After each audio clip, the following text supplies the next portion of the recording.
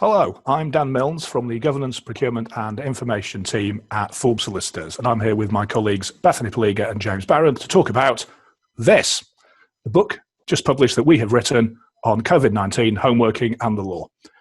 Homeworking has come to far greater prominence as a result of COVID-19, but it was a coming thing, and it seems to us it certainly isn't going away.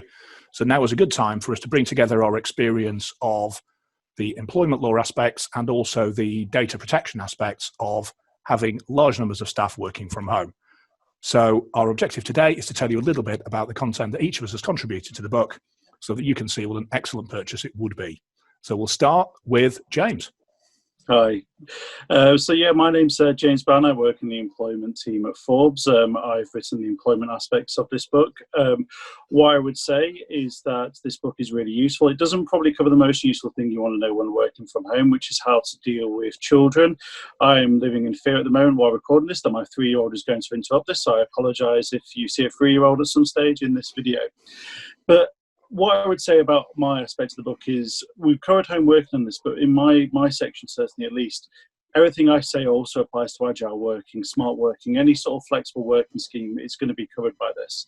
So the main things that were covered in the book from my perspective are, firstly, how do you deal with a request? There's 2 different ways to deal with a request, and there's very much a better way to deal with it. So we talk about why that way is better than the other alternatives. We then look at sort of different issues that you're going to have from an employment law perspective. How do you do management and supervision? How do you deal with the lack of control? What rules and regulations that you have and policies that you have, do you want to sort of relax a little bit? As an example, I might be wearing a shirt up top, but I'm currently wearing shorts. I'd be in breach of a dress code policy if a dress code policy still applied while working from home. So it's practical things like this that you're going to learn about in the employment law aspect of the book. Thank you. James. My name's Bethany. I'm a solicitor and accredited data protection practitioner. I've contributed to the data protection element of this book. In particular, I've really kept it practical, looking at how we can apply the GDPR principles to the home working setting. Anyone that's had any dealings with the GDPR before knows how broad those data protection principles are. Unfortunately, there's nothing in the GDPR that tells us how to do home and agile working, how to do video conferencing, and how to keep control of your information while your staff are working at home. But what we have done is looked at each of those principles. In particular, we've focused on the data security principle and the accountability principle in the GDPR to look at how you can demonstrate compliance with those principles.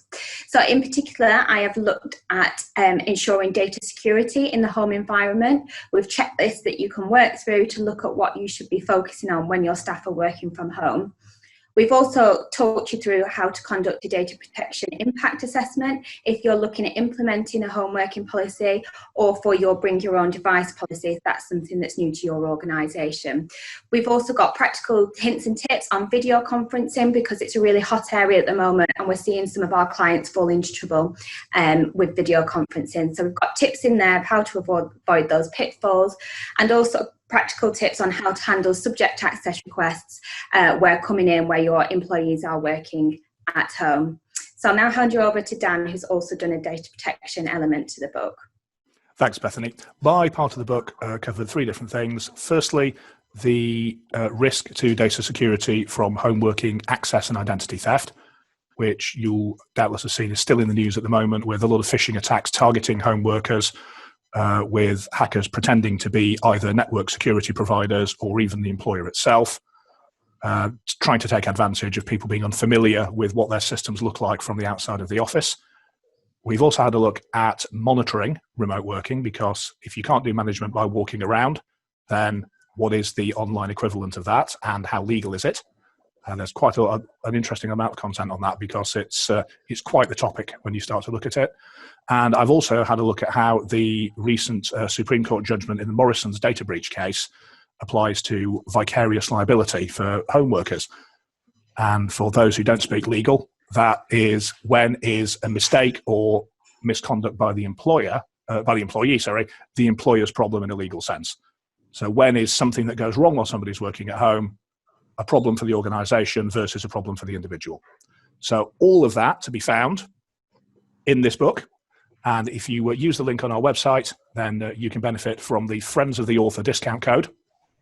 So please do have a look. And if there's anything that we've talked about today with which we can help you, please do contact us and we'll be happy to do that.